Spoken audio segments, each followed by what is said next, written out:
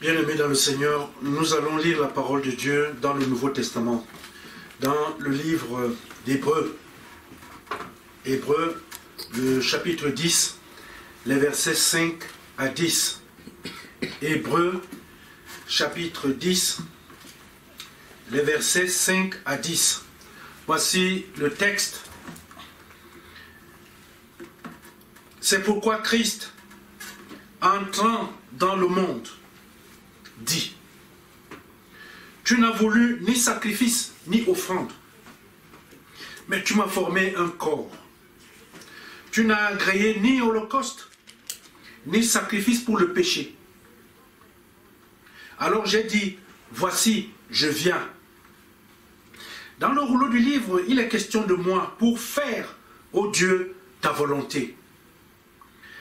Après avoir dit d'abord: tu n'as voulu et tu n'as agréé ni sacrifice, ni offrande, ni holocauste, ni sacrifice pour le péché, ce qu'on offre selon la loi.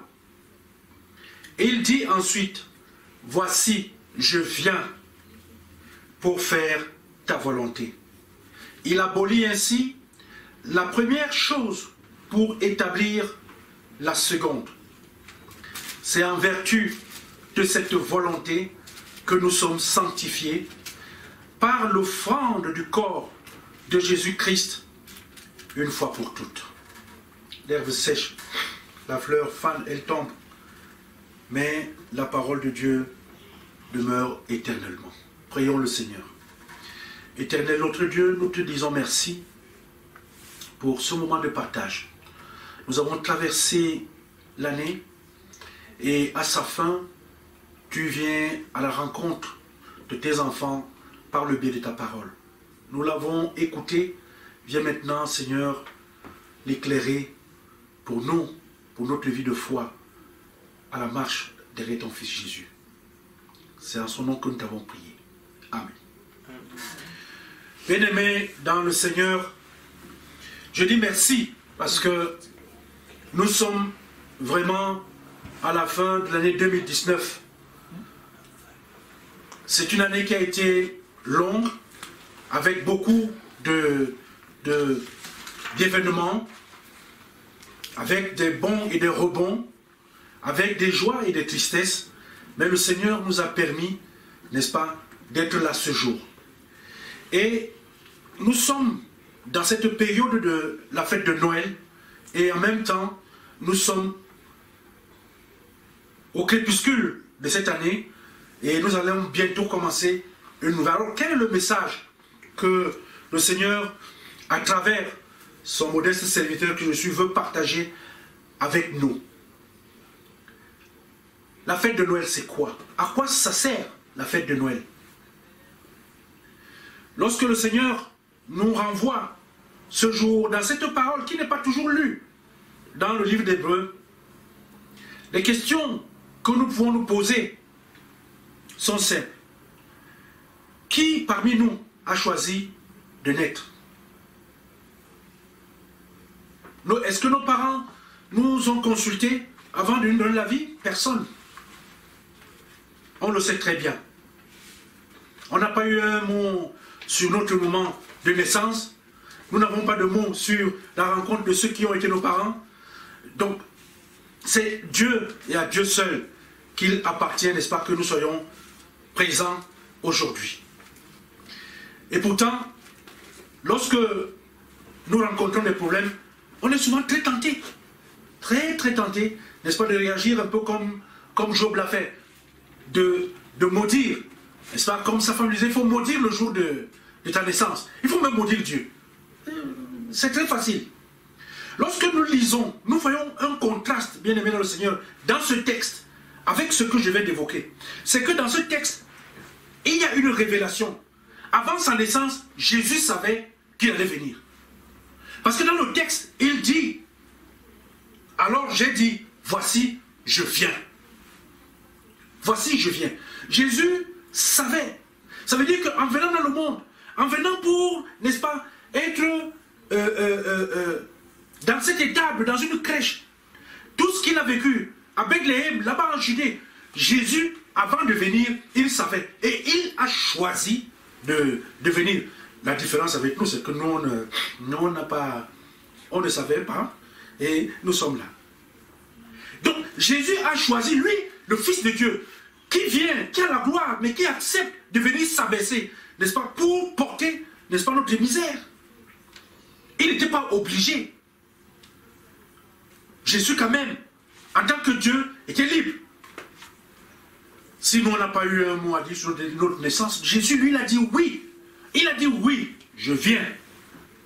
Bien-aimé dans le Seigneur, lorsque nous sommes jeunes, nous avons beaucoup de force. Quand on est déjà adulte, on réalise que parfois les défis qu'on acceptait avec beaucoup de courage, quand on était jeune, ce n'est plus vraiment ça. On commence à se poser des questions sur notre avenir. Mais Jésus, lui, il savait, dès le départ, il savait qu'il venait pour les péchés des hommes. Le thème que je vous propose de garder en cette fin d'année et pour l'année qui vient, c'est que Jésus est venu pour résoudre un problème. Jésus est venu au monde pour faire quoi? Pour résoudre un problème. Il n'est pas venu pour rien. Sa présence n'était pas une présence comme ça au hasard. Il est venu, il a été là pour résoudre un problème. Ce problème, nous allons revenir là-dessus tout à l'heure. Mais, quand il dit qu'il vient, il dit, je viens pour faire ta volonté. Je viens pour faire ta volonté. La volonté de qui? La volonté de Dieu. Ça veut dire que Jésus qui vient sur terre, auprès des hommes, il ne vient pas pour autre chose. Il va agir, n'est-ce pas, pour faire la volonté de Dieu. Soyons honnêtes, bien-aimés. Nous savons tous que le Seigneur a souffert sur terre. Nous avons vu comment il était insulté par les pharisiens, comment il était traqué par les juifs, tout ce qu'il a subi. Est-ce que l'un d'entre nous peut être honnête de dire que si on t'avait dit que quand tu vas devenir pasteur, devant, tu seras attaqué, tu seras insulté, on va même te sanctionner injustement. Est-ce que quelqu'un peut, en sachant ce qu'il va vivre de mauvais, dire que moi, j'y vais quand même? Non. Non. Est-ce que les anciens d'église, quand on devient ancien d'église, c'est la fête, c'est une bonne joie et tout. On prend des engagements, oui, je vais. Mais si on dit à l'ancienne église que sur le chemin, tu vas rencontrer tel problème, parfois les gens vont t'insulter. On va faire ceci, on va faire cela. Ah, si on avait une boule pour voir les choses avant, je pense que chacun de nous dirait non. Pardon, elle va avec ton histoire là. Mais bien aimé dans le Seigneur, lorsque nous acceptons d'être au service de Dieu, nous ne connaissons pas les détails avant. Les détails sont cachés. Et lorsqu'on accepte, n'est-ce pas, de faire un travail sans en connaître d'abord les détails, nous devons être capables de faire comme le Seigneur Jésus, de supporter, n'est-ce pas, les différentes obligations qui vont survenir sur le chemin. Le problème, aujourd'hui, dans notre église, dans les églises et dehors, c'est que, bien aimé dans le Seigneur, pourquoi est-ce que nous sommes là? Pourquoi? Chacun d'entre nous est loin de réaliser qu'en venant, n'est-ce pas, dans le monde, nous venons avec une tâche.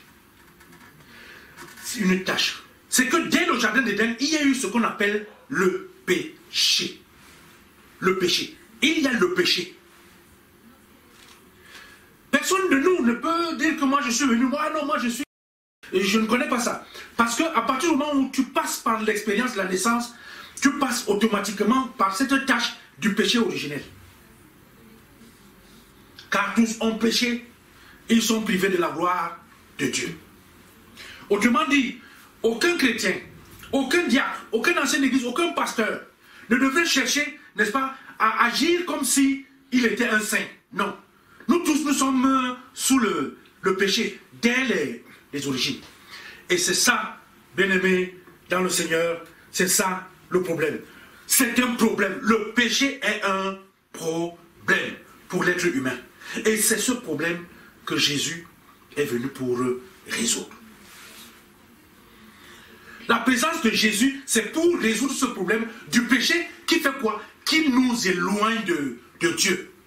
Parce que Dieu nous a créés pour que nous soyons avec lui dans la joie d'éternité en éternité. Mais à cause du péché, à cause de la désobéissance qui est la nôtre, nous nous sommes écartés de Dieu. Et Jésus vient pour être ce pont. Il vient pour résoudre ce problème de la distance qu'il y a déjà entre nous et Dieu, pour que nous puissions à nouveau être dans le contact avec Dieu. Bien-aimé dans le Seigneur, lui, il vient pour résoudre un problème. Et nous qui sommes donc, comme les concernés, qu'est-ce que nous faisons? Au lieu de faciliter la résolution des problèmes, tout simplement, ça veut dire que le Seigneur voudrait être avec nous. Il veut être avec toi comme avec moi. Mais comme il y a le péché, le Seigneur Jésus vient pour combler en enseignant que nous devons nous débarrasser d'un certain nombre de comportements, d'agissements. Il ne faut pas voler. Il ne faut pas calomnier son prochain. Il ne faut pas. C'est ça qui va nous permettre de revenir dans ce lien. C'est-à-dire que l'entreprise de Jésus, c'est la réconciliation de l'homme avec son Seigneur. Mais nous, là où il y a cette entreprise de réconciliation, nous travaillons davantage pour plutôt renforcer, creuser même encore plus la distance entre Dieu et nous. Mais de quelle manière? Parce que ce que nous faisons sur notre prochain. Les actes que nous posons à l'endroit de notre prochain, ce sont des actes qui, au lieu de nous rapprocher, nous éloignent plutôt du Seigneur et rendent vain et inutile la venue de Jésus au milieu de nous. Noël, c'est quoi? Noël, c'est la résolution d'un problème. Jésus est né pour que le problème du péché soit un problème résolu. Maintenant, toi, tu nais donc dans l'église. C'est pour résoudre quel problème? Tu es devenu diacre. C'est pour résoudre quel problème? Tu es ancien d'église, des marmitons. C'est pour résoudre quel problème? N'en parlons plus maintenant des pasteurs. C'est pour résoudre quel problème? Jésus est venu pour résoudre le problème. Ça veut dire qu'il y a une distance entre toi et Dieu, et Jésus vient pour être un pont. Maintenant, le pasteur vient. Lui, c'est pour faire quoi? Quel est le problème que nous résolvons aujourd'hui à l'église? Non, nous ne sommes pas en train de résoudre des problèmes dans l'église. Ceux qui sont les serviteurs créent plutôt d'autres problèmes. Et puisque nous sommes à Noël, bien-aimés dans le Seigneur, nous sommes dans ce temps de la nativité. Il faut, c'est un appel, c'est un cri, que chaque membre de l'église, qu'il soit un officier, qu'il ait un rang ou pas, doit travailler dans le sens de l'action de Jésus. C'est de travailler pour la résolution du problème qu'on appelle le péché. Le péché, il existe. Il crée des distances entre nous. Il provoque beaucoup de problèmes, beaucoup de mal, aussi bien sur le plan charnel que pour la vie même de l'ensemble de l'Église. Et nous devons être là pour résoudre le problème, celui de l'éloignement qu'il y a entre nous et notre Dieu. Cet éloignement qui se creuse aussi entre mon prochain et Dieu. Nous devons être ceux-là qui travaillent pour permettre qu'un pont soit établi, que la réconciliation réelle soit faite entre les uns et les autres, et entre tous et notre Dieu. À ce moment-là, nous donnerons un sens, n'est-ce pas, à la présence de Jésus. Noël, ce n'est pas simplement la fête, mais Noël, il faut comprendre que derrière, Jésus ne vient pas pour nous permettre de fêter, tout bêtement, mais c'est de nous permettre d'être dans le lien avec notre Dieu. À quoi sert Noël? À résoudre un problème. À résoudre un problème. Jésus est là pour résoudre un problème. Et toi, ancienne d'église, diacre, pasteur, chrétien, dans l'église, qu'est-ce que toi, tu es venu pour résoudre? Bien-aimés dans le Seigneur, restons dans cette trame, n'est-ce pas, d'une présence réconciliatrice entre nous-mêmes et notre prochain, entre nous-mêmes et notre Dieu. Alors là, nous donnerons un sens à la venue de Jésus dans l'histoire des hommes.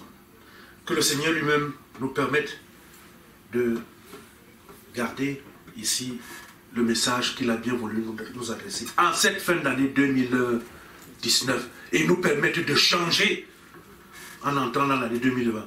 Si nous n'étions pas des réconciliateurs, faisons-le l'année à partir de maintenant pour l'année prochaine.